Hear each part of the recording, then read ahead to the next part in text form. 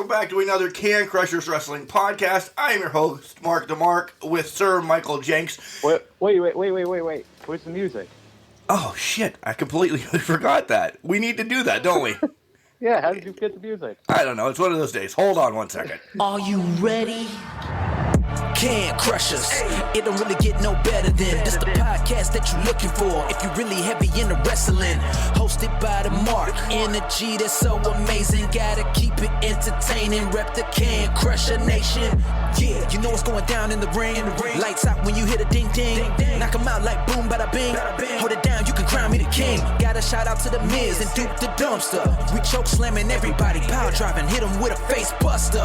Yeah, this the show you need and it ain't no need for waiting. Mark, hold it down for the Can Crusher Nation. All about wrestling and keep it entertaining. Can Crushers Wrestling Podcast. Time to break 'em, let's go. Yeah. Can Crushers. Yeah.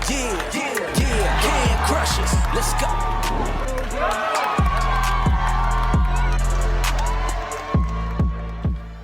Holy shit. Are you serious? Did we just break it down? We did break it down. How about that? New intro music. Wow, that was fucking great. Yeah, that's amazing. Welcome to the new Can Crushers. We've been sprucing stuff up. A couple of months ago, we got a new logo. Now we get this new intro music from our homeboy Burton. Shout out to him. Burton did a fucking phenomenal job. Yeah. Kudos, Burton. Yeah. Oh my god. He is our homeboy. If you're looking for intro music, come my way. I'll hook you up with Burton because that is unbelievable. He's like, hey, I see you guys went back to your old intro music. Do you mind if I, try to dabble with something? I'm like, yeah, sure, why not? And then he sends this over to me. Blew my mind. Burton shot for the moon and he hit it. Phenomenal. Good job, Burton. Damn. Yeah. I'm thinking I need to get in contact with Burton for the 40-year dash. I'll have to talk to the cohorts about this because that was good. That was really good. Yeah, it was really good. Do you want to plug your other podcast one more time? Yeah, why not? Since Cody's not here, the 40-year dash update episode this week, guys. There we go. Yeah. The Martinez Lounge also comes back tomorrow as well after our holiday break. Nice. Yeah. We do not have a topic yet. I was going to say, do you guys have a topic at all or no? No, and it's going to be recorded really late tonight. My cockles are not ready, and we'll get into that, why they are not ready. Because Kelly works till 9 o'clock, so it'll be a late recording. No, well, that happens. It's understandable. Now, are you going to be members marked in at that point, or No. are you being a good boy? No. Mark will be a good boy because Mark only got home at 2 o'clock in the morning today from a retirement party. I would ask if it's yours, but I'm guessing it's not. No, it should be mine. Should be mine. No, I don't feel horrible. I did stay coherent. Mark was dancing and screaming. Mark was singing karaoke. Let's just throw it out there. Mark was singing karaoke, probably better than Moochie could. Probably, but what song on karaoke? Now we got to know. The audience has got to know. Well, at first we sang, oh my God, excuse me. At first we sang Pitcher from Sheryl Crow and Kid Rock. Okay. Then I sang Nickelback. Okay. Rockstar. Did you? Oh, I thought you were going to say Photograph. No. That's a missed opportunity. Picture, Photograph. Didn't even think of that. And then I took it home with You Give Love a Bad Name. Okay. And that's where everything started to crack. And, as a podcaster and somebody in communications and know that, like, my voice is my money, I do not take care of it. When I scream like a lunatic. There's times I'm talking like this because wrestling happens. Yeah. Yeah. You get lost in the moment way too often. Did. This guy's 66 years old, and I'm singing Nickelback at his retirement part. He could have gave two shits that I was singing, but everybody else had lighters on, so I was good to go. You know what? You entertain the masses. That's what matters. Yeah, the like 5 13-year-olds that were there were like, oh my God. Now I sound like a creeper, but no. Now, now that you're like on TikTok and all that, being famous, Right. maybe Those you'll moves. attract those audience. I noticed you'd followed me, so I did follow you. I haven't made any content now. I have to. By the way, congrats on being handsome. Apparently, I know. Attractiveness A scale, 10? what was that, a 9? No, 10? it was a 10. You're right. 10. Yeah, I got Right. all of it. Yeah, you did. I'm imagining mine would be like a 3, but No, you never know. you just keep clicking the button until you get to 10. Come on. Don't give away your beauty secrets, Mark. What are you doing? It was for the moves. It definitely was for the moves. My orange Anaheim Ducks hoodie put it over the edge, I think. That did help a lot. Yeah. I will give you that. That did help a lot. So what did you do this week, sir? This week, besides being a total dumbass last night, it's been a pretty mundane week. First week back for work, so that was fun getting back into the groove of things. And legit at work? All of it. No, well, I did end up going into work on Friday. They're renovating the building I'm in, so I had to clean out my desk. So you want to talk about a time capsule? Or you're fired. Walkthrough. Yeah. Well, I wasn't fired. They haven't got to that point yet. But yeah, so time capsule of the building. Full disclosure, we've been out of office for 2 years. Only essential employees are there. And it is, people's desks are almost as they left them. Now, they took out some snacks and that, obviously, so that the mice and rats didn't take over the buildings. But it's almost like a time capsule, and it's weird. It was very eerie walking through the halls at Erie Insurance. That's weird. Like, when was the day that you left there? March of... We left... Of 2020, yes. Yeah, it was 2020. I'm using my calendar. Hold on here. I think it was March 13th or 15th, somewhere in that range. So our first work from home day was the 16th. So I think we left the 12th, 13th or 12th or 13th then. So we've been, so it'll be 2 years, March 12th, I think. That's legitimately the first time you've been back in there since. No other times for, like, I need paperwork or anything like that? No, they have had it on complete and utter lockdown. Unless you were supposed to be there, you were not allowed in the building. That's crazy. Yep. So it's been 2 years at home and just working from home, and we've still been getting a lot done. So it looks like it's trending that way. We actually pushed back our originals. We were going to come back this month, start coming back, and they kind of pushed it back and said, when we decide to bring back people, it'll be on a volunteer basis.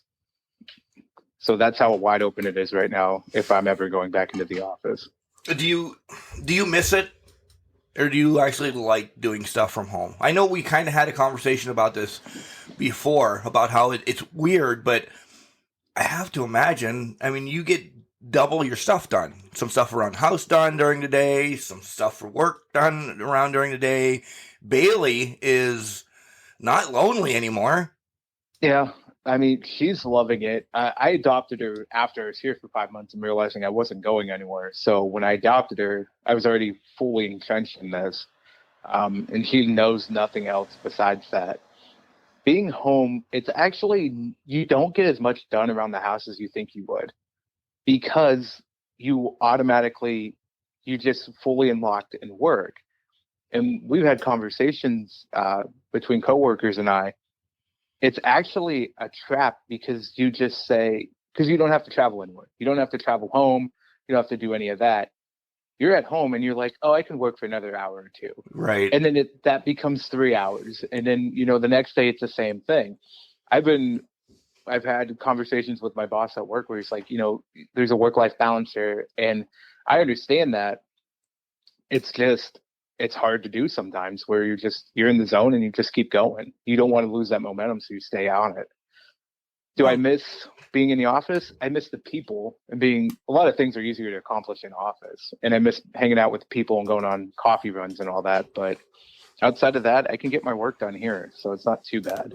It sounds like the Mr. Sub runs that we used to have at Parts Unknown Seawolves.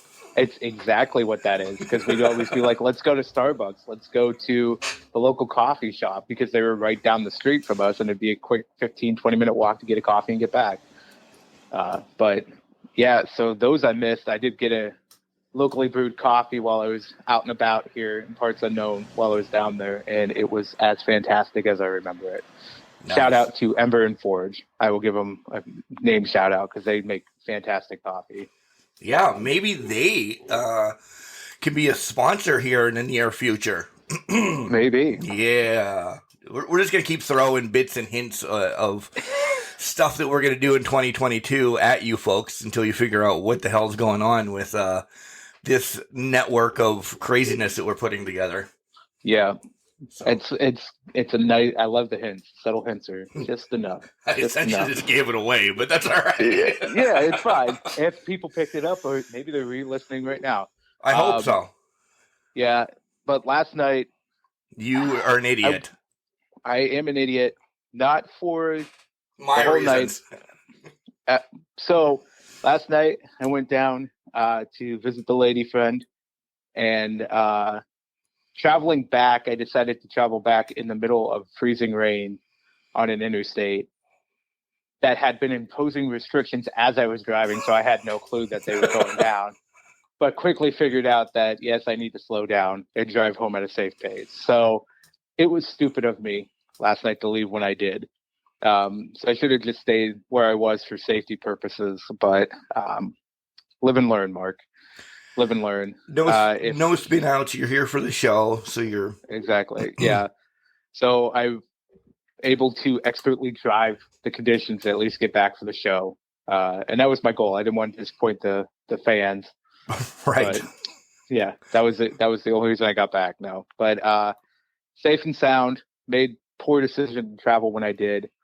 So next time I'll learn to stay in place or leave earlier. So we'll see what happens at that point. But nice. Overall, it was a good night. Good. Does your lady friend know that you're a podcast star on 2 different podcasts, and does she listen? We had the conversation last night because I purposely wanted to wait until we were comfortable with, because I had follow-up questions from my 40-year Dash co-host. They wanted to know if she believed in aliens. Okay. The one I haven't talked to her about, but if she listens to this podcast today, because she wanted to know more about this podcast and more about the 40-year Dash, because we talked about it a little bit last night, and I can't wait to hear your reaction on this. Do you think birds are government surveillance recording audio? Who the hell, visual? Gamucci came up with this godforsaken, stupid scenario? Apparently, there's a whole online community about this conspiracy theory that the government is using birds for surveillance of people. I did not know this until New Year's Eve. And he asked me to ask her that. I did not ask her that because I kind of genuinely wanted to see her reaction when she actually talked to Moochie, because that'll happen at some point. My face just has disgust all over it right now, because this is lunacy. Yes, it's ridiculous. It is. Yeah. So, I would think it's probably only seagulls, though. If they are doing it, they're implanting seagulls. Well, yeah, I was thinking seagulls or pigeons. Yeah, because pigeons are everywhere. They're downtown. You know what I mean? But yeah, absolute lunacy, and unfortunately, this is something she's going to have to put up with now. So, lady friend, if you're listening to the Can Crushers Wrestling Podcast, run. No. Not from me. Not from you. No, not from you. I did make her aware. I told her one podcast, if she wants to encapsulate everything that Moochie is in a nutshell, is listen to the Great Candy Corn Debate, because I feel like that would be the one where she just gets the full picture of his lunacy. And never meet him. Unbelievable. Well, let's talk about wrestling now, because now his bird-brained idea is no. Yeah. Let's just go down in order, because a lot of stuff happened this week. So we'll just bounce Monday through Friday, I would think, because shit happened again. And essentially we have to revert back to last week's pay-per-view, which they don't call pay-per-views anymore, streaming events or whatever the hell they're calling them. Live premiere events. Yeah, thanks. So Heyman starts Monday Night Raw, and Brock's there. Boom, he keeps his promise. Yeah. I was impressed to see him instantly on Monday night. I thought they're going to tease and it's only going to be Heyman. I really did. I thought they want to get heat on Brock a little bit. And I think more heat is going to come on Brock by the end of the week. Because I think there's a turn coming. Because if you noticed, we might as well just engulf everything. Screw it. That's the way that we do it. Well, they're intertwined now. They are intertwined. Events, yeah. Did you notice the bloodline wasn't with Roman? Yep. And they're still kind of heelish, but what happened after SmackDown, are they turning Roman face? That's a great question. It seems that it's going that way. The way Lesnar acted with Heyman Friday night, it kind of seems like Lesnar's back to being the heel in this, so Roman would naturally have to be the face. And I don't know if I like that at all. I don't. Yeah, I'm enjoying Roman now. Yeah, I'm not a fan of this, but unless there's some scheming going on. Now, I'm still hesitant about this Lesnar-Heyman relationship, though, because I feel like there's a scheme going on. I think the more and more I watch it, Heyman's still with Roman. That's where my head's going, because this just seems like a setup. Yeah. For Lesnar. And as we continue, and I can't wrap my head around this week, because essentially Brock has challenged Roman for a title versus title match, and that has to happen at Mania. That has to be the Mania main event. You have Bob taking on Lesnar because he won the Fatal 4-Way at Royal Rumble, and we'll get to who Roman's taking on here in a minute.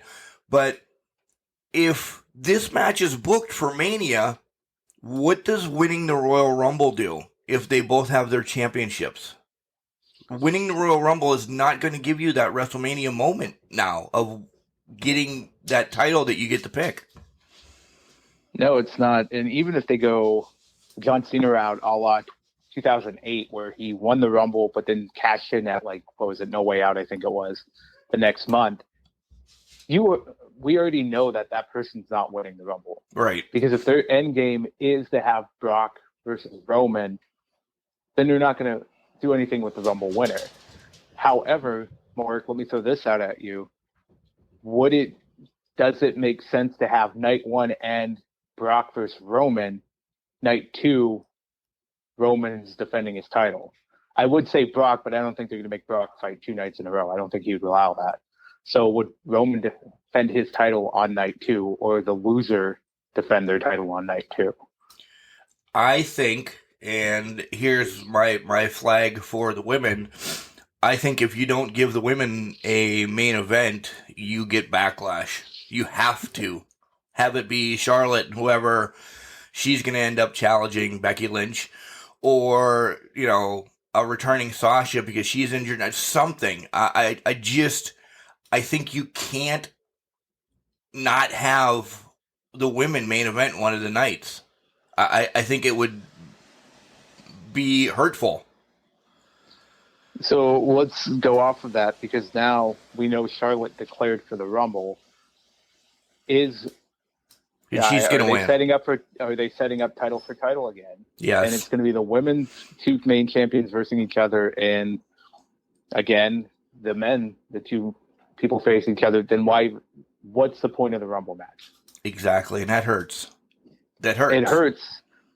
And I think it was shown I would have to say the disrespect they showed the Rumble match when they announced half the surprise entrance Yeah. on Friday Night SmackDown without care. I mean, you want to talk about a big name crossing over the Impact Knockouts World Champion, Mickie James. I did not see Impact last night, so if something changed, let me know. But No, she still has it. okay, she's in the Rumble match. You want to talk about a big moment and people talking online? It's a surprise moment. You would leave that as a surprise, and now they just gave it away. They gave away 7 surprise entrants to the Rumble match.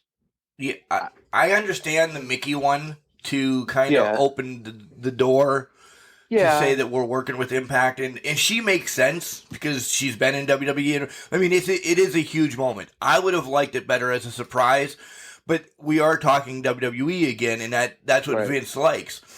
But you didn't have to announce the Bellas. Summer Rae didn't even know that she was going to be announced early. She was told that she was supposed to be a surprise. Right. Lita is huge.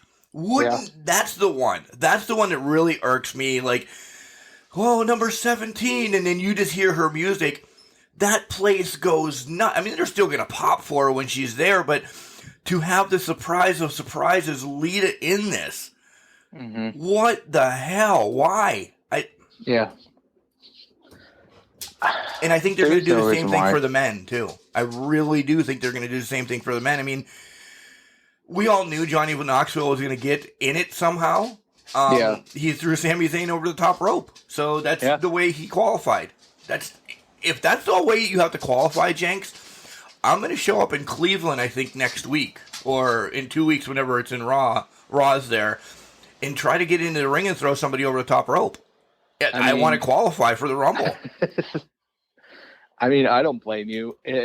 And we've proven with the Seth incident a couple months ago that fans can just get in there, apparently, and do whatever they want.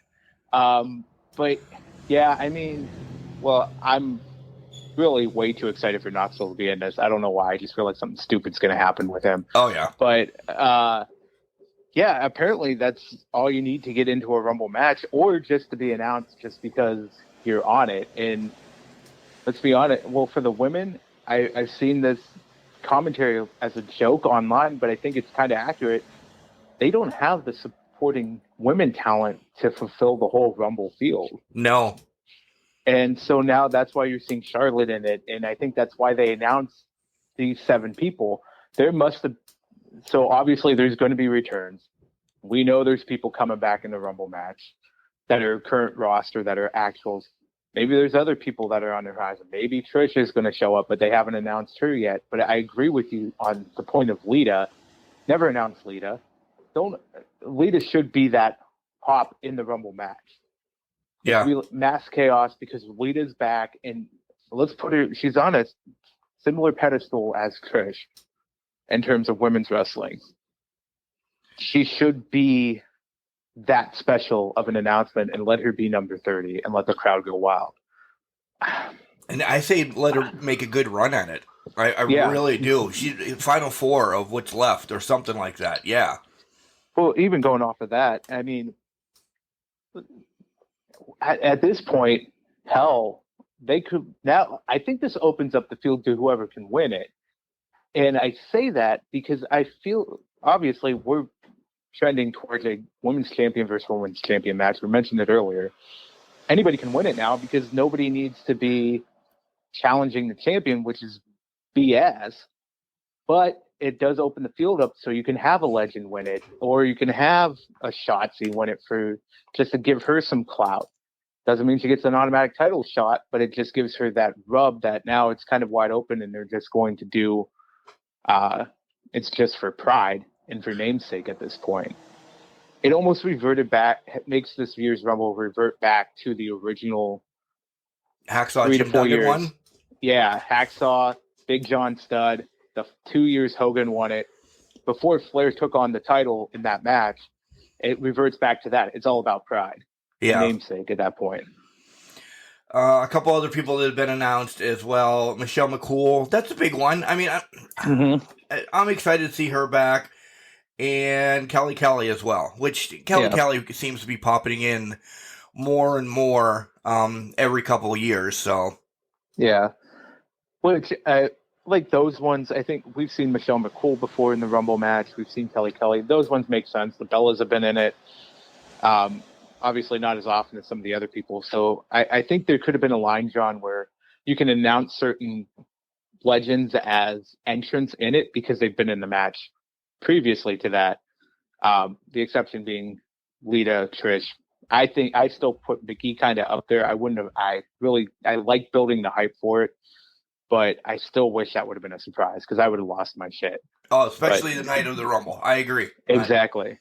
Yeah. But things happen. But what's this do now? How open is the door between WWE and Impact? Are we going to get a? Yeah, Deonna Purrazzo was in NXT, so can she roll over? Spoiler: if you haven't watched Hard to Kill, Tasha Steele won. Which she's my gal. I've always loved her. She won that the X Division match that they had, so she gets a title shot here in the near future. I don't think any other titles changed hands that I was reading this morning real quick, but and I'm bummed. I really did want to watch the X Division match with the women because Chelsea was in it and Jordan Grace and a lot of others. So maybe I'll have to find that today. What else, Jenks? What as I'm stuttering to figure out what's going on? At the end of SmackDown, we find out who Roman Reigns is taking on at the Rumble.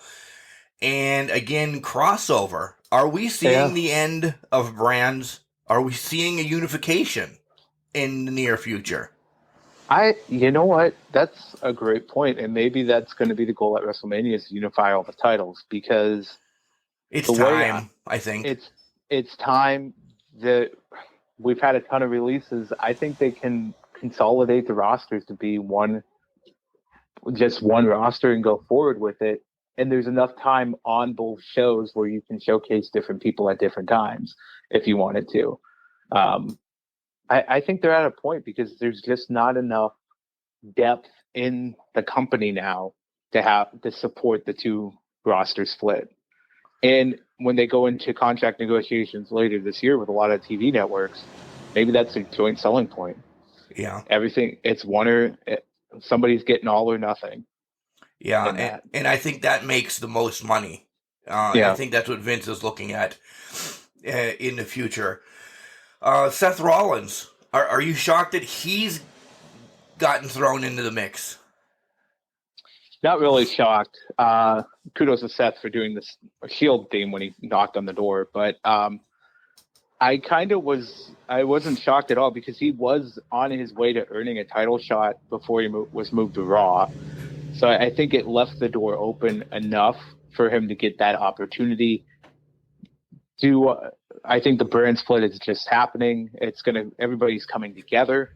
It's going to happen at some point where it's all one roster. So I'm not too shocked that Seth is the next in line. And let's face it, there was nobody on SmackDown that was in a position now that Drew's injured to step up. I mean, Drew was the guy until Drew got injured.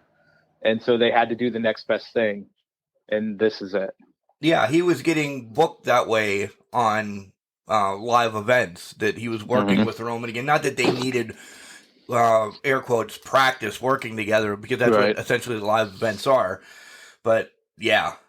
I'm going to say this and I'm going to get some heat. I am tired of the Usos in the New Day. Like, we got it literally back-to-back weekends now. And, yeah, they are the two best tag teams that you have, but this street fight did nothing for me. Nothing. It did nothing for me either. I'm in the same boat. I think they're both uber talented. I was fine with the one-off match at day one, but I felt like this was just unnecessary. There was no reason to have this second match. No, you can tell it was forced too. Oh yeah, it was forced. It wasn't. It was just something they threw together. I mean, at this point, we get it. They're the two. Let's be honest.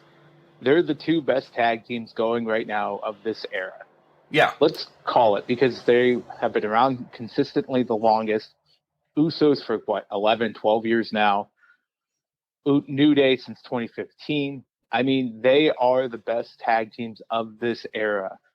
And I keep having to revisit it, but you know what? It kind of gets stale after a while. It's like seeing Cena and Orton.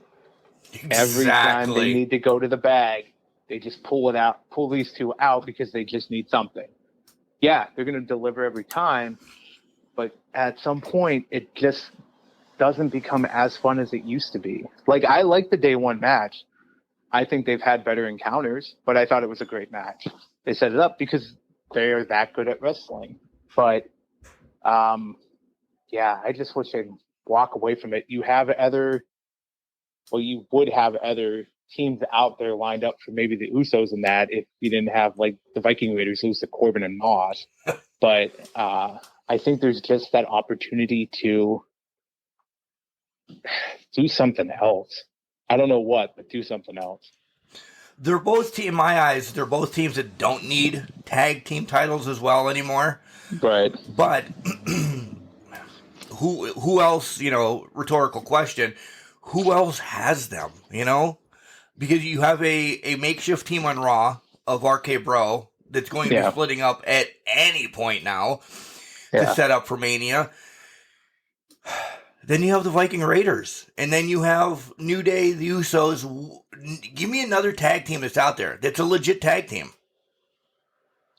I mean, you're not going to like it. It's Street Profits, obviously. But I think, to your point, they haven't built up teams to take the titles off of them. Although now Raw, it looks like they're going to do the Alpha Academy to win because Otis can't be RKO'd because of his neck. But you're right. There's no other teams that they've built up. WWE has done a job of we build up the tag champions, but we don't build up the division to support the tag champions and make their reigns actually mean something. That's been Vince's MO since the Hart Foundation, the Killer Bees, everything. Yeah. Yeah. I mean, since that point in time, like back then, they were kind of doing. It seemed like there was legitimate threats. That's why you saw the Survivor Series matches with all those teams in there. They were given the time to spotlight. Since that point, you're right. It's been the MO to move away from that and really just not focus on those tag teams. You can make the argument that Edge, Christian, Dudley's, and the Hardys kind of changed that, but that was more because they could completely cause chaos and havoc and would destroy their bodies on a WrestleMania, SummerSlam, or whatever night you gave it to them on. But after that, again, it went back to the same cycle where you're seeing title contenders get thrown together and become tag champs because it's not a new, but it's a trope of, oh my God, these people hate each other, but now they're tag team champions and they're forced to like each other to build up the suspense of eventually getting Shawn Michaels to super kick John Cena or eliminating him from a battle royal. I just don't get why they do that. And they have the platforms to make it. Dude, if you don't want it, let somebody run with the tag team division somewhere else. But again, we're seeing that where he tore down NXT because it couldn't beat AEW Dynamite. Yeah, and let's jump on the releases here. Do you have anything else on? I mean, we see the Raw. We didn't cover a lot. We see the breakup of Nikki and Rhea happening real quick as well. Yeah, I don't know. Doudrop maybe the number one contender, and I don't know. I think actually for the Rumble we're gonna get a triple threat match for big time Bex. Yeah, I really do. Yeah, more than likely. We'll get the mixed tag match at the Rumble match, which I'm shocked that they're pulling that off at the Rumble. Yeah, I thought they would have kept that going for a couple months and did it at Mania. I think we talked about that last week. Yeah. But, maybe this is a short stint for Beth, or maybe she's in it for the long run because she did just get out of the NXT announcing job. So maybe she's going to make a more concerted effort to get back in the ring and actually start wrestling. Maybe at least on a part-time basis. See, I was thinking maybe that's where her and Maurice kind of have a little bit of a show at the Rumble. They both get thrown into the Rumble match because I was thinking that before they threw all these announcements, I don't know if they have 30 women around anymore that, no disrespect to them, that are deserving to be in the Rumble. Yeah. So that's why you're seeing all these callbacks. My God, I should not have sang Rockstar last night. My cockles are not even here anymore. They're completely and utterly shot right now. I know. That's unbelievable. But yeah, other than that's Raw and SmackDown. Essentially, Jenks, middle of the week, we get a ton of big names again. See you later. And one is see you later again. Yeah. Samoa Joe, thanks for coming again. Man, my heart broke when I saw Regal get released. The Joe one. His writing was on the wall again. Yeah, it had been on the wall since last year. And with all of the Triple H guys going, it was about to happen. But my heart sank when I saw Regal, who has been there literally, 17, 18, or more than 20 years, I think. All of that. Yeah. They let him go. Road Dogg, who just recently, I think, had a heart attack back in 2021. I believe so, yeah. Yeah. You know, his brother's gone now, who we've seen in multiple angles, like with the Authority, as the crooked referee, Scott Armstrong. It's just heartbreaking. It truly is an end of the Black and Gold's dead, and it was dead Tuesday night when Braun Breaker kicked through the axe on his way to the ring during NXT.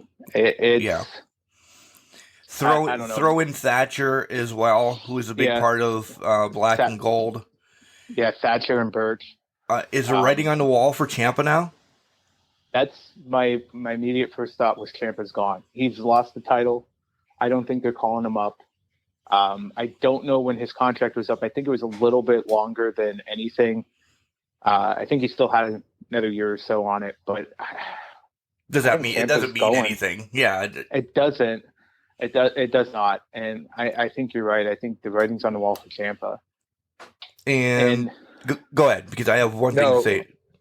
Go for it, because I'm just harping on Ciampa because I think it's time is on it. Is not on his side. Yeah, it's not on his side. Your prediction will be right. Braun Breaker will be a champion on the main roster by the end of the year. This is going to be a short, and I say maybe 3-4 month stint of holding that NXT championship. He's up by SummerSlam, and then he's thrown into the main event without a doubt. He's going to carry it through WrestleMania for sure to see how. Because Vince is going to watch numbers. He is going to watch numbers and see what his boy, because this guy is handpicked by Vince. Braun Breaker has been handpicked by Vince to carry on the new legacy. Is he going to be the new face of WWE here in, say, 3 years? It could be. And to be honest, watching him win, he seems like, in a way, he has a young Brock Lesnar vibe to him. Yep. In the way they built him up. So I could very well see Braun Breaker being his boy. And maybe this is the long-term plan, and we're going to see WWE turn around in terms of product, in that right now we're in a confusing time. He's releasing people left and right that he does not like. They're not his people. NXT has become the brand to build up his people. This is probably part of his long-term strategy. I think there's at least one more round of releases to come, and then we're going to start seeing that pickup. Braun Breaker is going to be built up. Carmelo Hayes is going to get that call up to the main roster. Women-wise, I think Raquel's going to be the lone one that I think they're going to focus on from the women's perspective, because she's just the dominant force. And she can be. I don't know if they're going to give Dakota Kai the rub that she deserves, but that's where I was going next. I think the writing's on the wall. She's part of Triple H's NXT to me, so I don't think she's around long. Yeah, and let's go off of that. I mean, she does the characters she possesses does not separate itself from the pack. It's nothing against her. No. I'm just saying from right now, from what's out there available for talent-wise, she doesn't step away from the pack. That's why you're seeing people like Shotzi. Shotzi is a unique, different character, unique look, unique personality. She was able to transition in the main roster. Is she having as much success as she should? Probably not, but she's in conversation. She's in matches. She's different than what's out there and available. So that's the one thing Shotzi has going for her as she continues to build up her brand. So they'll take that. But people like you, well, we saw it with Tegan Knox. She didn't separate herself from the pack. They released her. Yeah. I think they're going to do the same to Dakota Kai. And like I said, for my crushies last year, she's an underrated talent. For sure. She's going to go somewhere and do great things. But to your point, I think the writing's on the wall, unfortunately, for her as well. Because, again, if you have the stigma of being a Triple H person, you're gone. Yeah. I think Toxic Attraction gets called up soon. Yeah. And you see Mandy get a new look at life in the main roster. But I also see the other two winning those tag titles pretty damn quick. I mean, and it would make sense if it's from Mella and Queen Zelina, because they're essentially a thrown together team, or at least Toxic Attraction, they're that molded team that's been together now. So and they run with it for a while until you get somebody, maybe Bailey and Sasha come back together or something. Yeah, and I could see that definitely. I'm thinking if that's going to be the case, it's going to be after WrestleMania. You have those big debuts, if you will. Yep. And that's kind of when I think Braun Breaker is going to show up on the main roster, Mark, to be honest. Really? That soon? I could see it that soon. I kind of targeted in my thought process when I made that bold prediction Braun Breaker was going to be a champion and going to be in the main event picture at the end of 2022. I saw him entering main roster after WrestleMania. I think that's going to be the case. I think they take it off of him somehow, whether it's like in a triple threat that he doesn't get pinned or whatever. He loses the title around Mania or wherever they do a takeover around that time, and he'll be on the main roster after Mania. Holy moly. That's an even bolder prediction now. Yeah, and well, let's go off of that because we talked a little bit about that brand, the joining of the brands in that.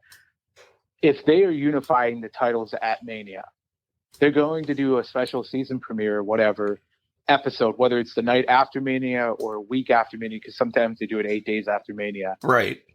It'll be probably at that show like they would for like the draft when I think it was 2016 when they drafted Finn Balor up from NXT. You know, they're just going to start infusing that talent about that same time when the brands actually come together. So maybe you see the huge announcement that everything's coming together on the night after Mania, and then we find out next week's the start of that, and that's when you see these new talent come into play. And then all hell literally breaks loose. With titles and everything is what I'm saying. Exactly. Because you'll get a complete overhaul of champions at that point, I think. So they're not going to do it, but I think if that is the case, you're right. It's going to be a complete overhaul of champions, and I would love to see them do a pay-per-view like Clash of Champions or something, Champions Night or something like that, where they just crown people or unify titles. If they're not doing it at Mania, they're unifying it at that night, at that pay-per-view, or that live premiere event. Excuse me. Yeah, it's not a pay-per-view anymore. Well, if you ask certain people in other companies, it's a buy one, get one. But we'll get to that later. It is. It is a buy one, get one. And one last thing about WWE, Triple H is kind of salty. You've read it a couple times online this week, and he feels a little slighted now. He actually came out with words saying he feels a little slighted, essentially. Yeah. He has every right to be. He does have every right to be. But how much of a breakup? I mean, they're legit family. And I know sometimes family business just doesn't work. Where does this go? Does Triple H legit say, I'm done with WWE and walk away? Well, I think it's a family issue. How do you walk away from Your the dad. family business, your dad-in-law, and still retain your marriage, I guess? Because this is, unless Stephanie's right there out the door with him, which I doubt, this could be very ugly very quickly. Because I think Triple H, to your point, yes, he is very salty. We know that.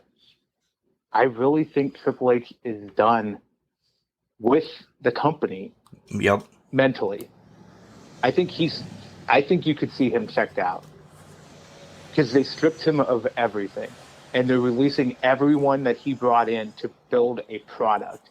That was, it didn't beat AEW in the ratings, but was a legitimately good wrestling product within the company. And that was the problem, because it was a wrestling product. It wasn't a sports entertainment product. Thank you. So he built a legitimately good product that people wanted to watch. It was their alternative to the main roster stuff that was just spectacle sports entertainment. They stripped that away. In my view, I would mentally check out at that point. And I'm not even lying, because you're taking away the business that Triple H loves. Triple H loved this business. That's why he became a wrestler in the first place. It wasn't to be a sports entertainer. It was because he had a genuine love for the business. You saw that through many interviews over the years. And that. So I think it's frustration, and I think he's genuinely just mentally done. Does it mean he leaves? No, because there's greater things at play with relationships and things of that nature. I just think he's in a rock and a hard place right now. Would I love to see him go out and do something else and build a new company with all this talent that's being released? Hell yeah. But it's just not going to happen because of all these extenuating circumstances going on. Yeah. Again, for me, I think the writing's on the wall that Vince is essentially trimming the fat, and you're going to see, again, we speculate all the time. Is it going to be Disney? Is it going to be NBC, CBS, whoever the hell? My prediction is that Vince is selling by the end of the year, and he's going to say, "Look, I have this developmental brand that you can build. It's like the minor league baseball system to give to your other two big brands that are left." I don't think Black and Gold NXT. How can I say this right? That you're selling three brands then, essentially, where now Vince is only trying to sell, with the brand split being gone, he can sell one brand with a minor league comparative to selling three brands, because selling three is a lot harder than selling one. Yeah. And I know essentially everything is under the Titan Tower, logo, name, and whatever, but as wrestling fans and marks, we don't look at it that way. We don't. And now we do, or are we starting to look at NXT as the old school OVW of that era again? Yeah. Now, what's going to be my original thought was he was trimming the fat. This was many months ago, until they started cutting back Triple H's stuff. My original thought was he's cutting the fat so he could sell to Stephanie and Triple H. It happened with his father. His father sold to him. So I thought, that would make sense. Now that we started seeing him strip away everything Triple H has worked for and has built up, right, this is now strictly, you're selling an entertainment brand to these big companies so that they have something to do it. I think it's going to end up in NBC's lap. I would be, NBC or Fox. Yeah. So I don't know which, but I feel like NBC already has the rights to WWE archives, library, everything of that nature through their Peacock app. I think the writing's on the wall just to sell it to NBC by year end. I think you're right. It would make the most sense, because then you're going to have a pissing war between them and Fox about who gets what and all of that. Fox would say, if it does go to Fox, Fox is only going to get stuff from 2023 essentially on, where NBC has the life of the WWF up until the end of this year. Yeah. So, yeah, I don't know. Anything else on WWE is I need more coffee. Just saying. These You need cockles. to save your voice. You need to ice it down or something. I need to not be jackassed an hour before the podcast, essentially, is what Mark needs to do. Learn at the age of 44. You know, Mark, you're starting to act like Moochie. I'm starting to think you're hanging out with him too much. We're going to have a karaoke off soon. Oh, my Lord. We need to record that for the masses. Yes. Maybe live on air. Oh, now that's something. That would be... Maybe we can That'll get be him something. on Crushers. That'll be something. Just leave it at that. Yeah, that'll be something or other. So you guys can talk about birds and their surveillance techniques. I don't care about birds. I'm disconnecting you. All right, real quick promo. It's Collar and Elbow. We have a promo code. It's Can Crushers, all one word, capital C and Can, capital C and Crushers. You save 10% when you buy shirts, hoodies, and all of that stuff. So, yeah, my wife just said duet pictures in the karaoke's. Jesus Christ. Now she's involved, too, because she's upstairs. Yeah, I agree. We're taking a break. We'll be back after I get coffee to talk about AEW. They had a lot of good stuff this week, and I'm interested. Yeah, they did. They had a lot of great stuff. Wrestling. A love and a passion we all share. I've started a wrestling brand. The wrestling brand. A brand founded on the aspects of wrestling. Two entities working together to create a product that connect emotionally for people everywhere. Collar and Elbow is the brand.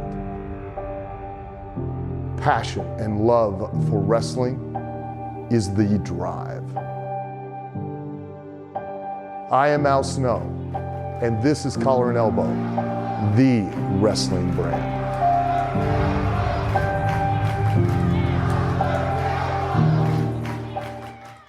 G'day, you're here with Nikki Nitro, listening to Can Crushers. You better follow me and you better respect me. Keeping it heel with the Heartbreaker heel. Take care. And welcome back to Can Crushers. I got my cockles back for about 3 minutes because I'm screaming already again. Sir Jenks, AEW time. And we had 3 shows of AEWs this week. Let's put them all together because that's what we do. Because we were going to do Monday through Friday, including Saturday, which isn't Monday through Friday. But nonetheless, yeah. Where do you want to start? What's your hot topic of AEWs this week? Hot topic of AEWs this week. I mean, let's give credit to where it's due. Hangman Page and Bryan Danielson. God damn. We got to go. I think we start with that one. It's kicked off the week for AEW, and it was, in my opinion, it was better than the 60-minute draw. I really love that match. The way they did it. It is on Match of the Year candidates already. Yeah. It really is. My first note, and I know my cousin sometimes, not Soup, the cousin, or not my favorite cousin, Mercedes Martinez, but another one of my cousins is like, oh, you guys are getting a little F-heavy. Well, Tom, holy fuck, I wrote, was my first note for Danielson and Hangman 2, because the headbutt sold the freaking storyline, the whole line, the blood, Mm-hmm. Normally Headbutt City, yeah. Normally when you have those guys, I'm trying to think of the judges. I was going to say timekeepers. When you have the judges out there, it's built in that it's going to go 60 or it's going to go the time limit. And I'm like, oh, it not going the time limit surprised me. Same. Although I thought the other thing, what I thought was not going time limit surprised me. I also thought they'd go 55 and end it like at 58 or 59. Yeah. I thought they'd go to that extent. Not 36. Not 36. When they both started bleeding, I'm like, this is not going a full hour. There's just no way, because they started, the way they were selling during the match just made it feel like this is not going to go an hour, and I'm fucking pumped for that. Another F-bomb for your cousin. But I was, by the way, did you know Hangman Adam Page hadn't won a match this year? That was his tagline going into the match. Was it? Made me No. laugh. Yeah. But yeah, the blood, it was beautifully told because at the same time, we talked about this a couple weeks ago when they did the time limit draw. At least I know I mentioned it. I said every time they start the title match at the beginning of the show or a match at the beginning of the show to kick it off, it feels like it'll just go the time limit. Right. And they that's were why I building thought that again. expectation. Yeah. Yeah. And so I love the fact that this one did not go the time limit because it destroyed that expectation. And now we can sit back and say, okay, now we could have legitimately matches end in a normal 36-minute time frame or wherever it may fall. But I loved it. Headbutt City, the blood. And the blood wasn't there to just be there.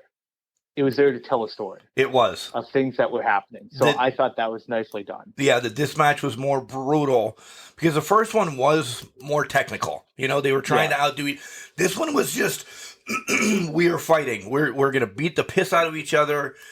And that was the story. I want part 3. I want part 4. I want... The crowd never sat down from the start of the show until 36 and a half minutes into the show. They were crazy. I was late going to get Ethan from work because I didn't know, 1, I had to pick him up, and 2, that I was debating, should I watch this live or should I go get Ethan? Clearly, the choice was you should go get your son from his job.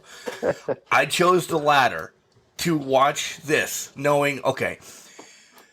And it was about 25 minutes, you know. I'm like, okay, this isn't going to end. Should I go get Ethan? I got 10 more minutes. Shit, this is ending. I saw it then. I'm like, this is ending. He calls me, are you coming? I'm like, can you just wait 5 minutes? Go back in the store, do something. I'll be there to get you. Bad dad moment. Yeah. So I watched the match. Because that's just it's more important sometimes. Yeah. We can't do justice to this match. I'll say that on my end. We cannot, if we want to break down hold for hold, punch for punch, this was just a legitimate fight. But I'll let you give you your second to say something, but I have to ask you this to throw on to the end of your comment. Are you shocked that it's Hangman to give Danielson his first loss in AEW? After the past 2 matches, no. If you would have told me before even the 60-minute draw that it was going to be Page, I would not have believed it.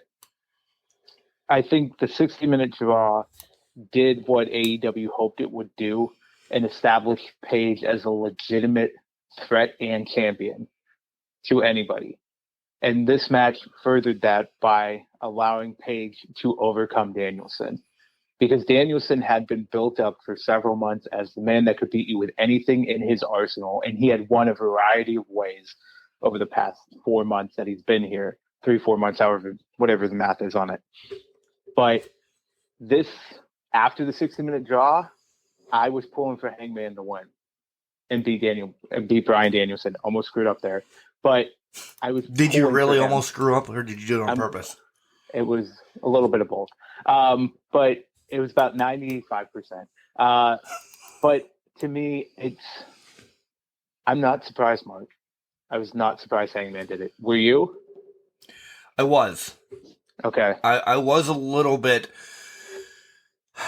because, and no disrespect to him, but I don't know if Hangman's on Danielson's page yet, and I think maybe that's a rub, and now that I'm speaking it into fruition, that he got that rub over a legend like Bryan.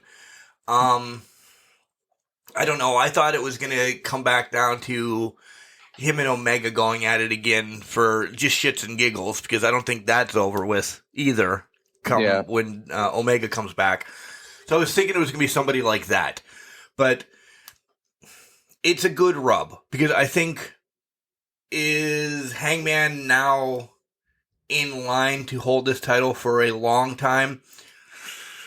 No, and we spoke of that. So Yeah. I essentially this was his big feud in it. He might get another one-off with somebody like, I don't know, whoever.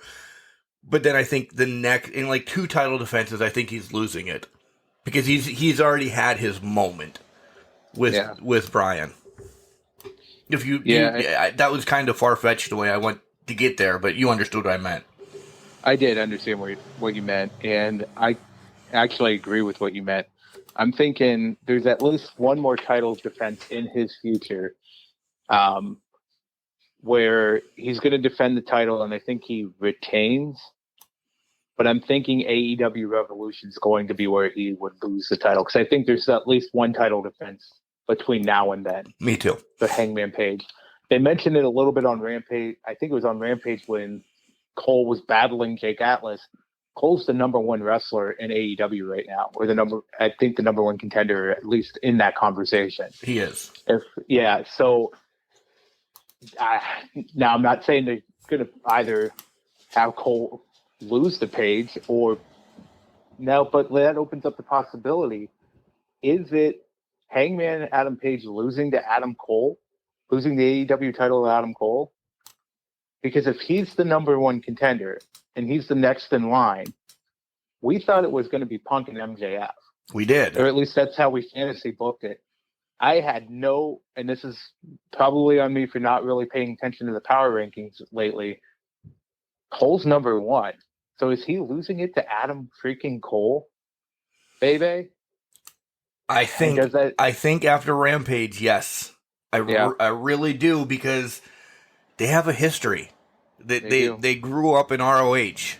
You don't have to tell them, hey, this is what I want you to do in the match. Go back and watch some of their ROH matches. They ripped the freaking house down. There you go. Yeah. It's built right for you. They're legit brothers in arms, essentially, that they've been through battles. And you know what now, Mark? Because now I'm thinking about it, putting into that realization about it, does this further expand the rift between the Young Bucks and Adam Cole and push Cole towards Red Dragon as his running mates?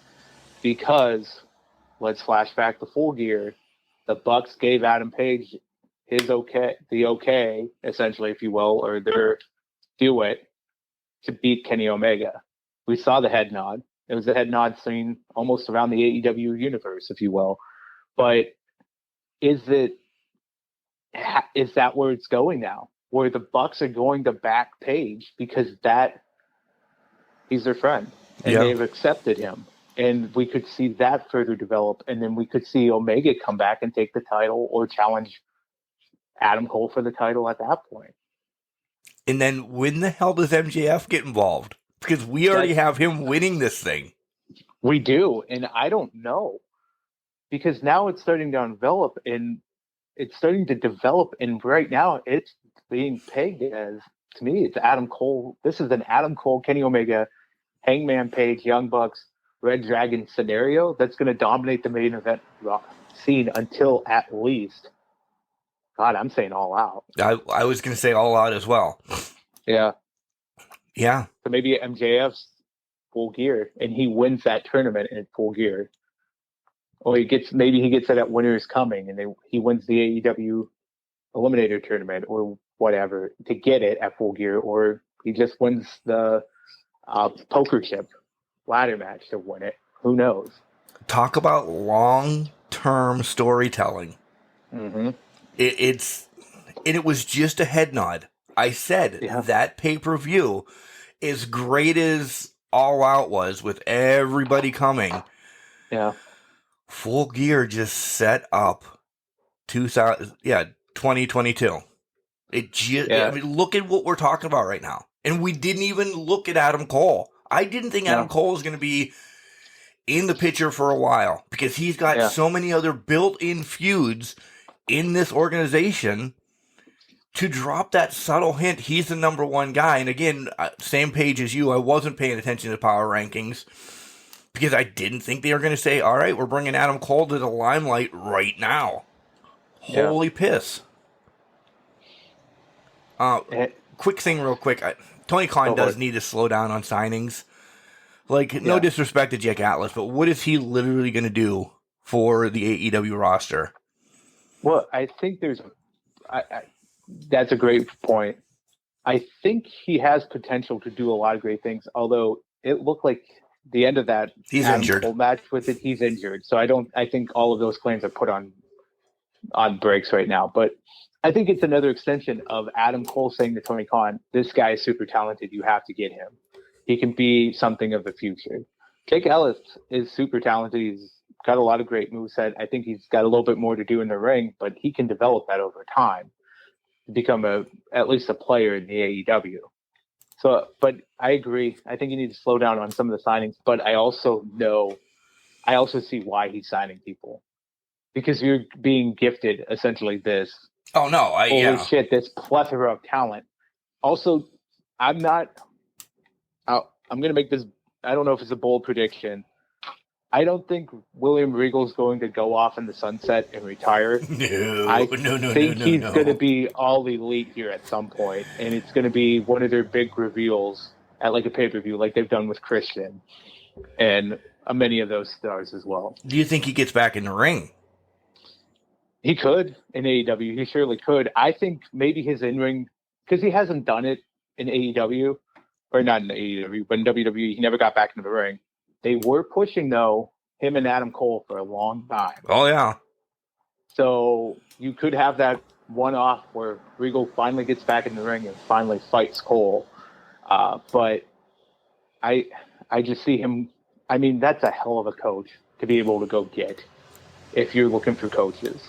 Yeah, and if you're looking for, you're going to have Cody take a step back and the Young Bucks or even Tony Khan just be behind the scenes, because would it be all right if AEW has a president like Jack Tunney or a general manager, aka Eric Bischoff or somebody like that, to have an authority figure? Because sometimes things are just willy-nilly. I mean, it's a role. It's a character. William Regal's not going to have legit any say. He's just going to be playing that role. Who else better? Give me somebody better to be that brass ball type of guy. You can't.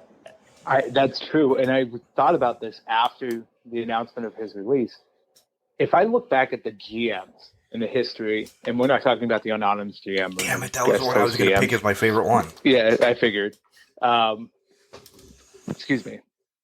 William Regal, outside of Eric Bischoff, I loved William Regal in the role of GM. Yeah, Teddy Long was great, but I really loved what Regal did in that authority figure role. Even as commissioner, way back when. Regal stepped up, is a great authority figure, is a good choice for that. I would love to see him as AEW president or GM. They probably won't make him GM. No. They'll probably have a way better term for it than what we could come up with here. But executive exaltant president. Executive consultant, yeah. But executive talent relations or something like that. But I think you're right. I think he could come back in that authority figure push, where it's okay. Let's put a face on TV. We're going to acknowledge the Young Bucks and all that are EVPs, but they don't control everything. We're going to put somebody in that area. Regal's the perfect candidate for that. And I think to go back, maybe he doesn't get it like a corporation or, an alliance, but he sends FTR to beat them down because the Young Bucks are going back to their dastardly ways of being just big-ass pricks and trying to take over. And this is all focused around the Young Bucks right now because those are the two that make sense first to piss off William Regal. To me, it does. No, I completely agree. And I think you could see that. What an angle it would be. Would they? Well, I won't say what an angle it would be, but would they go to the extent of Regal just basically taking anybody that's signed from NXT or WWE and pulling them into use as pawns in his scheme? Not like heel, face, or whatever. But is there potential for doing a big blow off like that? I don't know how you would do that without trying to cross those lines or anything like that. But I think there's potential to at least take not everyone, but maybe some of that talent and say, listen, I know what these guys can do, and I'm going to use them in my back pocket as those, like you were saying, henchmen like FTR going after the Young Bucks, or God, now I can't even think of anybody that's left NXT. Or not even 2.0. Malachi Black. Yeah, 2.0. Yeah. Which you're not going to like because I'm going to give him some props. But later on, we're in a conversation about that. But it could happen. And I think that would be an excellent thing for Regal to do, is say, I know these guys, I've worked with these guys, and they're some of the top-notch people, and I'm going to send them after you. Yeah. Did you see Captain Sean Dean ever giving MJF his first loss in AEW? I didn't. I didn't either. I didn't. Not at all. And props to Sean Dean. I think he should be a candidate for Superstar of the Year. Without a doubt. Wrestler of the Year. Yeah, Rising Star, Upstart, Comeback of the Year, Breakout Wrestler of the Year. Yeah, all of them. Sean Dean, good job. By doing nothing, well, he did one thing. He took to go to sleep nicely. He did. He went to sleep, and he won. So, props to Sean Dean on that. So, is Punk going to fuck over MJF every match? If it is for 2 or 3 more matches, I'm all in. The pun was included. To give, MJF this horrible record for, a couple months that he's got to climb back because he's not number 1 contender anymore. I think so, because and that would work into long-term storytelling, because he's going to have to probably climb the ladder for about 5 or 6 months to get back in title contention. But I'm all for this. But who else are they going to fight? Is he going to lose to Del Sol? Fuego Del Sol now? I don't know. Is that going to be next? I would hope so. I would like to see him, and I know his contract is up, and AEW may not re-sign him. Let's have Marco Stunt get one last hurrah before he's on his way. Yeah. Oh, well, that would be... I think that would be the cherry on top, because he's run down Marco Stunt before. Yes. In the past. I think that would be the cherry on top, or the thing that puts him over the edge to accept the match with Punk. Because there's going to be shenanigans this Wednesday with Wardlow. Oh, yeah. And Punk. I don't even think that match happens. Okay. I was thinking, so, okay, go for it. Why don't you think that match happens? Because MJF just comes out, and they're running around, or Wardlow gets a count-out victory because CM Punk's going to run after him, or or Wardlow just squashes CM Punk. Like, I don't think it might be a match as a 1-2-3 victory, but it's not going to be essentially a 15-minute holy shit, CM Punk really helped Wardlow out, or, something like that. It's not going to be a match that we talk about is a great match. It is just, this is a story match for MJF and CM Punk. So that's why I'm saying I don't think there's going to be a legit match into this. That's fair.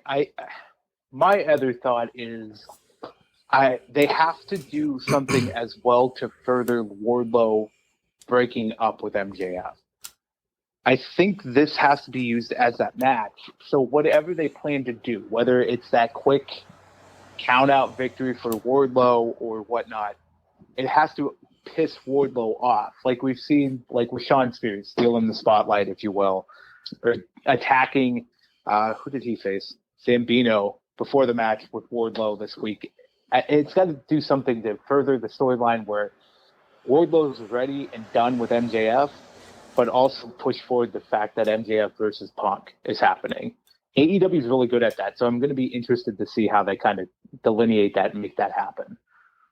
Yeah, I agree. I think we're going to get Wardlow against the chairman first before we get MJF and Wardlow. Because you see that already going. My God. Yeah, and I agree with that. I feel like for Wardlow to get to MJF, he's going to have to do the labors of MJF again, or the labors of Wardlow, like you saw with Jericho before, and you've seen with Cody Rhodes before. I think Wardlow is going to end up having to go through those labors to get to MJF. Yeah. My God, this voice. Can I say that I'm sick of Jericho and Eddie Kingston already? Like, just have the flipping match. That's all they're doing is running in. Yeah, and they're not doing anything with it. No. There's no payoff at this point. They're just giving each other evil looks. I agree. I just do contact. Somebody punch somebody, or at some point there's going to be an 8-man tag where they're both involved and they're going to hit each other. Right. So let's just get to that point. Do it now. Yep. Get it done. Get it over with. I still think everything's lining up for the Inner Circle to break up, and just push it. Push it to where it needs to be. If they're dragging this out to Revolution, that's going to be a long, drawn out process. I'm not hating that match for Revolution. No. That's great. I just hate that it's going to be a drawn out affair to get there. Yeah, there's some storylines that need to be drawn out, and there's some that need to be kicked in the ass a little bit. This is one of them. This is one of them. Did you enjoy the Jade and Ruby Riott match? And be honest. Not really. They both seemed a little bit off. Yeah. There wasn't any real chemistry there. After Jade's match with Thunder Rosa, I thought she took a huge step forward. Coming back to this Ruby Soho match, it seems like she came back a little bit on it. And I don't know if it was nerves or whatnot. I mean, what happened, what we thought would happen, happened. And that's great. It just seemed like they were not in rhythm or in sync at all. No. And I think the run-ins by my cousin and Thunder Rosa were too early and didn't pay off. Yeah. Like, Mercedes should have punched Ruby or whoever she was coming out. Like, Mercedes literally got out there, and Thunder Rosa in her 1970 bell bottoms came out. And I'm like, what the hell? Like, nothing came of them besides them two fight, which we know that's going to be a fight soon. We understand that. But have one of them do something for the other one having to come out. They literally were playing tag. Like, they were just... And I always say no disrespect because they know what they're doing. We don't know what they're doing. But I just didn't see where that fit into that match at all.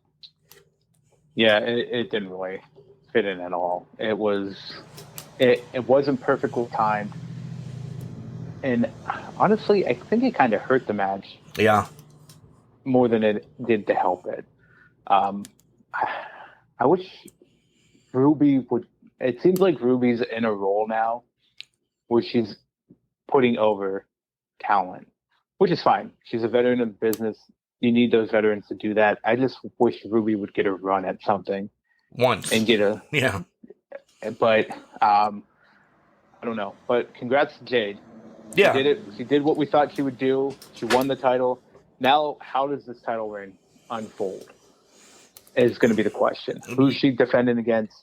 Is it going to be often she's defending it? Is she going to wrestle often?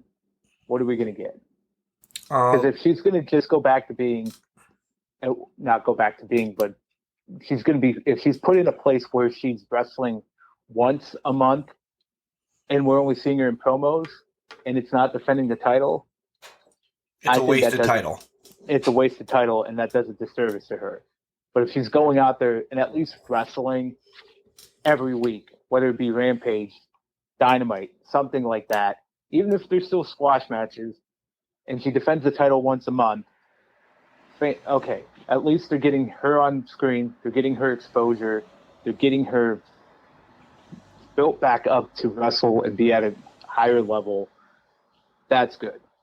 I'll take that. But I don't want to see her relegated to once a month appearances to wrestle a match and then only defend the title on a random TBS Dynamite episode in the middle of February. You know what I mean? I do. And it not be announced until the day before either. I think the TBS title needs to be like the NWA TV title was. It needs to be defended every Dynamite since it's on TBS now. 10, 15-minute time limit matches, something like the TV title was back then, because I think that's what this is going to be. The TNT title now, to me, has become the U.S. or the Intercontinental title. Never really that focus on TV, because it can be defended whenever. Where the TV title, I hope they do that with the women. I really do, because undefeated or not, I still think Jade needs more work, and having her work with the Layla Hirsch's, the Shauna Reeds, the indie stars that are coming up and feeding people like that to her and just giving her squash matches. It helps both. It gives Shauna Reed time to be on TV and people can focus on her, or Layla Hirsch, or any other, Ray Lynn, or anybody that's going to come in to do that. But it also helps Jade get her technique down with a list of bigger women, smaller women, wider women. Because there's times that I thought she was going to kill Ruby during this match. I'm glad she couldn't get her footing to go to the top rope, because the second rope finisher that she did looked like it could have, if Ruby didn't tuck her head, we'd be probably speaking something else. Right. Yeah, I was very happy about that too, because when she was going to the top rope, I'm like, this is not ending well. This is not ending well. And when she went from the second, it still didn't end well, but it was kind of less dangerous than going to the top rope. Yeah. Taking that extra foot up. But I know this feud's been going on for a while, but I'm definitely sinking my teeth in more and more of Serena Deeb and Sheeta. It started over the 50 match thing, and we're like, what the hell is this going to do? Yeah. These two are Deeb, if anybody. I love Sheeta, but Deeb is just a bitch. I love it. She is selling the shit out of this rivalry. I agree. This has grown over on me as well. And I love the fact they haven't resorted to a submission match or any like gimmicky match yet. Next week on Dynamite, I think it's just a straight on one-on-one fall match. So they continue to build it, giving us a random match. But in my opinion, Deeb is carrying the promo skills in this. I think Sheeta's doing great in her part, but Deeb is going above and beyond. To your point, being a bitch and just selling and pushing Sheeta even further. This is going to have a blow off wherever that is. Maybe it's at the pay-per-view. It's going to have a blow off, and it's going to be as good or on par as anything else they're doing in AEW, and I love that. Yep. And Mike, correct me if I'm wrong, but I think this is finally that one subordinate women's program, and I say subordinate because it's not for the title, subordinate women's program that AEW desperately needed. Yes. It needed to have that secondary program going on, and this is finally one that is sticking and hitting on all cylinders and helping build that brand. Yeah, because they tried a couple others that just didn't have the weight, didn't have the longevity. It's Deeb carrying this. Yeah. Again, no disrespect to Sheeta, but she is definitely carrying it with just her attitude now. Yeah, agreed. I was a little disappointed because I thought I read that Malachi was going to have 2 surprises this week, and nothing came of this. So go ahead. No, go ahead. My thought, and it plays.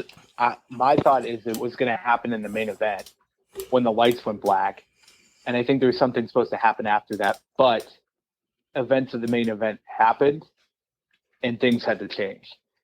Yeah, I think we were going to see, because they did advertise the new members. But I think things changed as the main event unfolded. I think it was supposed to happen after the main event, to be honest. Okay. And then to talk about the main event, I've read a couple different things that Luchas weren't supposed to lose. They were definitely going to lose. They essentially props and hopes that Rey Fenix comes back, because that injury reminded me of Jason Kendall stepping on first base and his freaking ankle popping out of his skin. That's what that looked like to me, and Max is pissed off about this too now. That's what it looked like. I almost threw up in my mouth. It was that bad. Do you think, what's your thoughts, essentially, that they had to give the titles to Jurassic, or do you think Jurassic was booked to win this? The way things ended, I think, I think Jurassic was supposed to lose this. Yeah. I think the Lucha Bros were going to continue on because the look on Penta's face and the brief conversation that he had with the ref, and Penta's shoulder came up at one point in the pin. Yeah. So I think this was supposed to be, they were going to win. Lucha was going to win. Jurassic was going to either continue chasing the title or this was going to lead to the separation of Jurassic Express, to be honest, because I think that's going to happen at some point. But the injury changed things. And to your point, you thought of Kendall. I thought Theismann because of the way that bent back. And I didn't see it at first because I watched the table spot, whatever. But then I noticed he was holding his arm, and they showed the replay. That's when I saw it, and I almost threw up. Like that was disgusting. The way he landed. He's lucky there wasn't anything hanging out. And I believe my cohort at 40-Year Dash read online that it was only dislocated somehow. Oh my God! I haven't dove into what it was. It was only It looked like it was It looked like it was destroyed. Yeah. And so that's what I heard from him. I haven't looked into it at all because, to be honest, I'm still trying to get over it. Yeah. But my God, it was so nasty. But I think they had to change the end of the match. Because I think whoever was coming for Malachi was going to attack the Lucha Bros. Because that would have made sense because they've been having sort of the riff with Pac and Malachi, things of that nature. I think it would have made sense for them to continue that fight. But, yeah, I think plans changed at the end of the main event. Which we don't know who it is, but now that sucks because when do you bring them out now? Like, do you have Malachi change his focus on the Jurassic Express, or are they shelved until the Luchas are back together? That's a fantastic question. I don't know. I mean, if Malachi's intent, I guess it's going to depend on what they want to make it Malachi's intent. Right. I think originally it would have been not to chase the tag titles, but to impact Death Triangle, Impact Lucha Brothers, because they already took out Pac. Now, well, you already have Ray gone. He's gone for at least, I gotta imagine, 6 months, if not more. But if it was just dislocated, maybe it's sooner. I don't know. But I feel like you have to attack the tag titles, or you find a way to just bring them in to push Malachi Black in a singles program. As weird as that sounds, you just kind of have to pluck and place him somewhere else. I don't know who you pluck and place him somewhere else with, unless he's chasing the title or something. But Malachi, I don't think needs to chase a title at all. But no, go ahead. I don't either. I still say you should have had them at least to make an impact, come in and destroy whoever won the match. Then, if it was supposed to be the Lucha Brothers, they get destroyed by these two. Well, you had to change your plan, and Malachi now wants to be part of a championship, threesome or whatever. You just have him beat the shit out of Jurassic Express. It would still have made sense that Malachi saying, I'm coming for those, and I'm coming for whatever other title, because we're going to, what the hell is he going to call it? I don't know, Team Black House of Black. Yeah, House of Black, that's it. We're coming for all the titles, and we're starting here. That makes sense. It's fine. Yeah. As long as it's somebody that's noteworthy and they don't have like Private Party changing their fucking outfits or somebody stupid like that. Well, if rumors are believed, and the way that promo went, where you said now you're no longer king or whatever, I think that would have made a pretty big impact if it's Brody King. Yeah, but again, we'll wait and see. Yeah, what happens there? That's who I thought one of them was, but yeah. We're over to Rampage now. We kind of talked about the Jake Atlas Cole match. Nothing else on my part. Yeah, man, Hook's really good. Hook is really good. I'm sorry, I gotta jump. Hook is good. I didn't know if I was going to be on board with him because, like, when he first just came around and was standing around, he just looked like a slow, just, okay, what is this kid going to do? Yeah. Dude, this kid, I hate to say it, but he may be the breakout star this year. I mean, he is loved by Antonio Brown was told to sign up for Hook as he ran off the field last week. You saw that meme too? I saw that meme too. Okay. I did. God, what a train wreck he was. Anyways, but Hook, yeah, man. Oh, Hookamania. Hookamania is running wild on people. But I love his demeanor. I just love that he just comes in, walks right back out. To me, Hook, they got something special with Hook. And I think by the end of the year, he's going to be in some deeper rivalries. I'm not saying title picture or anything, but he's going to definitely be in some deeper rivalries, and he's going to get over the squash matches really quick. But he's having that FTW championship by the end of the year. Not that it's a championship that is recognized or But he will have that title sooner than later. Shit's going down between him and Starks. I was just going to ask that. Do you think there's going to be a rift where it's going to be him and Starks at some point? Yep. Because Starks has been not doing anything. He really hasn't been doing anything for me to go, wow, Ricky Starks, he's an amazing athlete. I loved him when he was the NWA TV champion. I loved everything that he does. He's got the Brian Cage issue right now. Like once you get this FTW title, Brian Cage didn't do anything with it. Where the hell has he been? Now Ricky got hurt, then he got this title. Once you get this FTW, it's almost like the Madden curse that this title destroys you a little bit. Essentially, get it to Hook, which is the sibling, the kid, of Taz, who created this title. Maybe it gets a better reputation again then. Well, I think Hook's got the mentality to carry the title, if you want. And maybe that's just basing it. Yeah, he is Taz's son. Maybe he's basing it off of the originator was Taz, who had that very pissed off machine type attitude where he would murder you if he had the chance. I think Hook's the perfect candidate for the FTW title. And you know what? In my opinion, I think the title was destined for Hook. It was never supposed to be on Ricky Starks, Brian Cage. I think they brought it in to establish it at least being there. Yeah. But now it's going to be on Hook. Even though it's not recognized, you're right. It's still going to be on Hook because it was made for Hook to take at some point.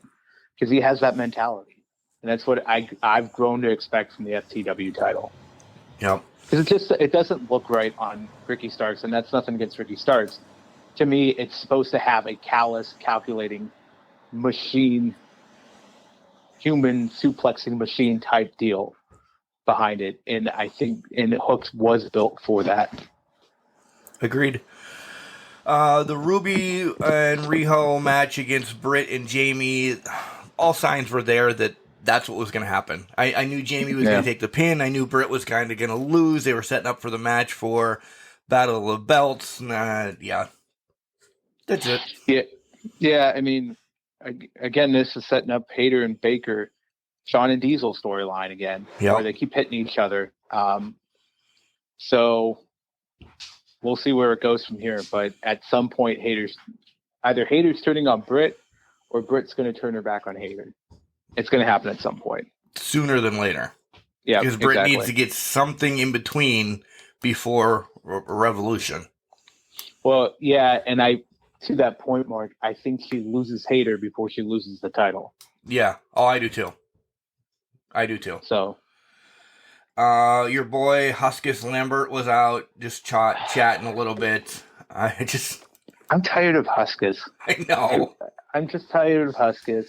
Like, if it was just Scorpio Sky giving a promo or Ethan Page, I'm on board. Let's go with it. But Huskus, man, shut the fuck up sometimes.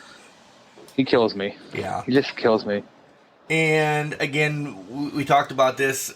Same thing again, the no DQ match between Pride and Powerful and Kingston against 2.0 and Garcia. This is where you're probably going to piss me off. Yeah. Essentially, Jericho just makes the save yet again. and nothing happens. Yeah, nothing happens between Jericho and Kingston. It's going to happen at some point. They just need to push this along. Where I'm pissing you off is Here we go. 2.0 is really growing on me, Mark. I think they've stepped up their game. Squarehead and Pinhead. Squarehead and Pinhead have Nasty Boy Juniors have really stepped up their game, and I appreciate them and what they bring to the table. Good for you. I know you don't like it, but you. I do. Also, I'll go off of that and get away from their praising them right now. I love that Kingston, Santana, Ortiz just didn't even do the interview. They just went over and attacked them. Right.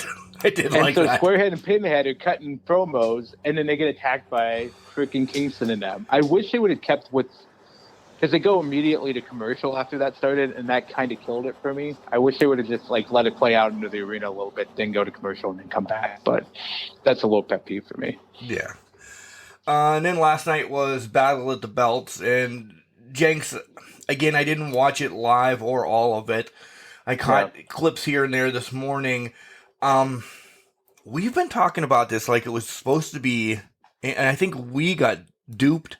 That it was supposed to be maybe like a Clash of the Champions. The name is insinuating that, so we're like, holy moly, are they not giving us everything? They're just going to tell us a couple matches and throw surprises at us. And then it's only a 3-match show, and we're still boggled what the hell happened a little bit. I don't think it was that great. It didn't live up to its hype, and it didn't carry it. I was not impressed with what happened there. No disrespect. I'm not saying I was expecting like Ric Flair. I would have loved Ric Flair to come out, but I was expecting more. Because you're right, it had that Clash of Champions type feel to it and what we thought it was going to be, and it just wasn't the case. They didn't give it the time or the place on that one. But yeah, I know based on your comments, you didn't watch it live, or there's some things you didn't see. The Dustin Rhodes versus Sammy match, Dustin looked off, but I just realized I wrote this note in my notes while watching it. This seemed like it was what they were going to do in the Cody Rhodes match, but it was adapted to Dustin. And really? I say that, and why I say that is because Dustin went or hit Crossroads twice in this match. He was doing things that seemed like more of Cody's moveset than it was actually his own stuff. So we had a conversation before we went on air about a little bit about this and how it looked a little rough and a little off. I'm now tying that back to that note that I wrote there. This seemed like it was a match that was designed for Sammy and Cody, and it seemed like Dustin was just doing Cody's part in it. So you're saying then essentially you think that Guevara was going to win it back? I think Guevara was set up to win it back. But now he's just interim, which means if you go by interim champion, and it's in boxing a lot, there's 2 TNT champions right now. Cody Rhodes, who's on the shelf, and we don't know if he's on the shelf because it's a sickness or essentially the Go Big Show home. The Go Big Show is doing its thing. Is this a work on us? I don't know. I really don't know if he's sick or what. We're going to get a Sammy and Cody match again because now they have to essentially unify both TNT champions to have one champion again. Yeah. I hate that. I do too. And this is why this feels like it's a elongated injury, because if Cody Rhodes is coming back in 2 to 3 weeks, they wouldn't have had to put this title on Sammy in the interim. Right. And because I think that would just be dumb at that point. I think Sammy was destined to win this, but something legitimately happened to Cody. It just has that feeling to it, because I think maybe Cody was supposed to start doing the Go Big Show, recording that for however long he was going to do that. He'd drop the title to Sammy again, whatnot. Now we're in this interim feel. I don't know when Cody's going to come back. I don't know if he's recording injured, what. It just feels awkward to me, the way some of the things unfolded in this match. My question is then, why the hell does Sammy lose it in the first place? I think they did it. Honestly, I think they did it to promote Go Big Show. Again, it's so every January Cody's going to win this title? I don't want to say every January, but I think because they had the Christmas special on Saturday, they purposely gave him the title to walk into it. Plus, you have, I just feel like they did it to get the promotion for the Go Big Show because that was heavily present. Yeah, I know. This whole entire week. If you notice by big heads in the plants of the big heads in the crowd, because I'm sure nobody's walking around with a giant head of T-Pain in their back pocket. But yeah, I have Jennifer Nettles looking at me right now. Well, fair. You know what? That's fair. I have Bert Kreischer, so it's all right. See? That was not us in the front row, by the way. No, it was not. No. But that's just, I don't know if he wins it every year, but I think this would have been giving it an extra pop to it because it was released right around the same time. Yeah. I will give props to Dustin. No, Mark, the Canadian Destroyer through a table was a nice touch. I did see that. I think that's something that I got to give props to Dustin for because I sure as hell would never do that. I want to know all these old timers, and again, no disrespect, Ricky Morton, all these old guys are doing the Canadian Destroyer out of nowhere or taking it, and I'm like, dudes, the young guys are barely doing this. Why Ricky Morton did it a couple years ago at WrestleCade, and I lost my shit. Dustin has done it a couple of times. You just see these old people doing like the scariest move, and I'm like, holy Christ. And I guess I'm surprised the Canadian Destroyer has become what the Super Kick is. Yeah. It's used more often than not, and you see it at least once a week. Does it look absolutely devastating? Yes. But it never finishes anybody. Value. It never finishes anybody. Unless you are the originator of the move, like P.D. Williams or Shawn Michaels with the Super Kick. It doesn't put anybody down. Or Jake the Snake with the DDT. I was just going to say that anybody can do a DDT.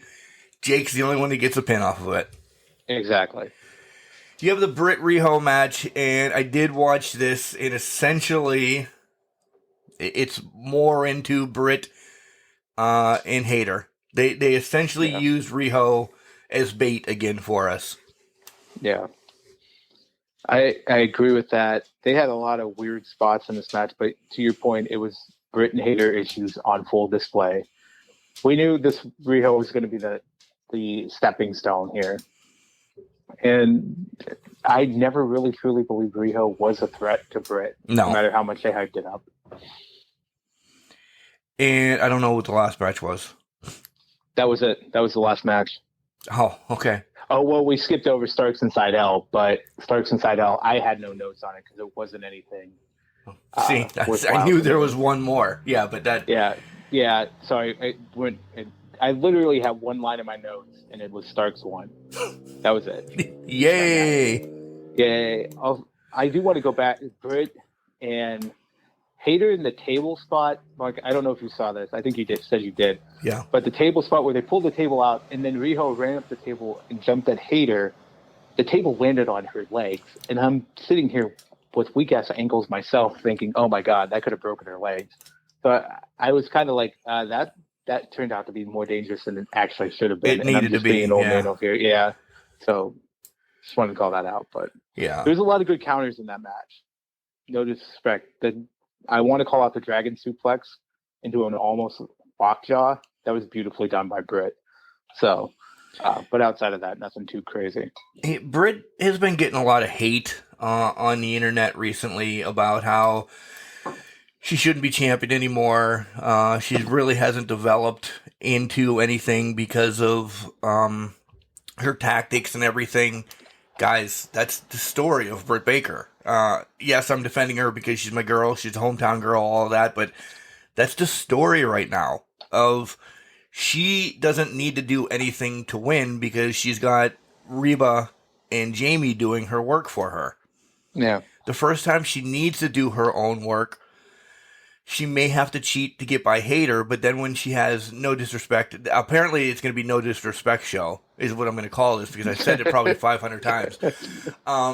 Not saying anything bad about Hayter, but she's going to be stepped over by Britt, and then the first time she has Rosa or, somebody like that, Britt's not going to be able to do it. And she's going to have that chase again for the title. I mean, she's held it long. I never want to see her lose it, but there's stories out there that Britt doesn't need a title for. Oh, I completely agree. And at some point, it's going to be, I think you're right. It's long-term storytelling at a point, because she's going to have to refine her game to be able to get the title back. And to your point as well, there's stories out there she doesn't need to be champion for. That's absolutely fact. I don't understand the Britt hate, because I know people are saying they haven't seen her develop or whatnot. I'm sitting here like, she's putting on grade A matches until they need the interference in the match. Right. So I think she's over the top, one of the best women they have, and shouldn't be getting the hate. Yes, they're using the old trope of everybody's getting involved to help her win. Thank goodness, because I haven't seen that work effectively as it has in AEW for Britt Baker in a very, very long time. Yeah. When was the last time somebody has retained a title because of interference for a long period of time? In a new and different fashions, nonetheless. Yeah. It's been forever. It literally has been forever. If you're going to, call out Britt and her little faction she has, not comparing them, but I'm saying it's on the same lines. Hello, it's the Horseman fucking syndrome, guys. That's what it essentially is. Flair kept his title because of Arn and Telly or Barry or Luger or whoever, over and over and over again. They just don't have that fourth person right now, and they're just allowing it to do this. Yeah. If you really think that Britt has not developed, you need to go back and watch her younger stuff at IWC on the IWC network or so. Leaps and bounds. And she's got the personality down that she's a bitch. And that's what she's supposed to be. She's not hugging Ethan and Sylvan anymore. She's not kissing babies. She's flipping them off. She's telling them how she hates people. The only thing she likes is Britsburg and herself. Yeah. 6 years ago, she might have been trying to be bad, but when you're hugging 12-year-old boys and, 38-year-old men, it doesn't sell. And that's kind of the indie thing where she developed into the fucking mega superstar that she is right now. She's doing her job, guys. Yeah. And she's doing it quite well. She is doing it quite well. Jenks, you asked if I had anything for segment 3, and I do not. Do you have anything? So we might not have a segment 3. I don't think we do, because I have nothing. I think we covered a lot of things that are the here and now and what you have is of professional wrestling this week. Yeah. The big thing is, just an FYI, our friends at Squared Circle Comics, the comic book encyclopedia for wrestling part 2, will be out in early spring. So, hopefully we get in that again as the only wrestling podcast that was in the first one. So that's a shout out to my boys there. Fantastic. I'm in the works. Don't worry. We're going to be in it. What else is going on? There was an event I was going to watch next weekend, but I can't remember it right now. So yeah, literally nothing else on the form for me today. All right. I was gonna go to my dad's and help him put the Christmas stuff down, but he said his road is nothing but ice. Stay the hell home. Deal. I can do that. I know it keeps raining here. I need to go take the Christmas shit out of my front lawn. So I'm thinking I might put on a jacket and go do it. You should have did that last weekend when it was 60 degrees. You're stupid. Yeah, I was, but I was also lazy last weekend and didn't want to do it. So yeah, touche. Things happen. Things do happen. We have a ton of, literally, I have 3 spotlights already in the hopper. This week, we continue to tackle the godforsaken Great Serial debate with another wrestler from Oklahoma. The following week, we have a referee coming on the show. And then a spoiler, we have a wrestler turned American Idol star coming on at the end of the month. Ooh. Yeah. I'm excited about that. That one is not recorded yet because he's got the COVID. So that is it's going to be recorded this week, but it's already scheduled. And so much more to come. So a lot of cool stuff coming on the spotlight as well. Now, are you going to get some advice to keep your voice and cockles in peak condition? I should write that down right now. Yeah. I think you should. How do I keep my cockles good? We need to get you in better form for next week. Well, there's no karaoke next week, so I should be good. But we got to build you up, you back up here. I also didn't plan on karaoke for this week either. I didn't think at a 60-year-old man's retirement party, 66 to be in fact, that there was going to be karaoke and Mark sings Nickelback and Bon Jovi. Well, yeah, that's fair. I mean, I didn't plan at my great uncle's 80th birthday party when I was 8 to sing War, but there's karaoke. So. War. It was myself, my 2 cousins, and my sister singing War. What is it good for by Lowrider. Are you kidding me? Nope. It happened. There's a picture out there somewhere. I'll have to find it. It's on my Facebook. I think I put it up for my sister's birthday at one point. So. Good Lord. Besides work, what do you got going on this week, buddy? Nothing going on too much. Work this week. We're waiting anxiously for trivia to return at our local tavern up here. So that won't be this week. It'll be the next. So we're just killing time this week. You're ready to go take the championship back. We need to. We need to get back in top form. Good. I got a couple basketball games on the docket for a local radio station, and then continue to deep dive into this mega project that we have going on. I can't wait. Yeah, I gotta do my research as well on that. So yeah, I can't freaking wait. I'm excited. Me too. I don't know where it's going to take us, or if I'll have a job or a wife by the end of the year, but we'll see. Hopefully the wife at least. All hoping you have it all. So. I do. All right, brother, I love you. Go back and listen to the new intro once again by our homeboy Burton. It's worth everything. It was amazing. That's our new intro, guys. I hope you like it. Love it, Burton. Thank you. Love you, brother. Take care. Remember, just because you're trash doesn't mean you can't do great things. It's a garbage can, not a garbage cannot. Whoop, whoop.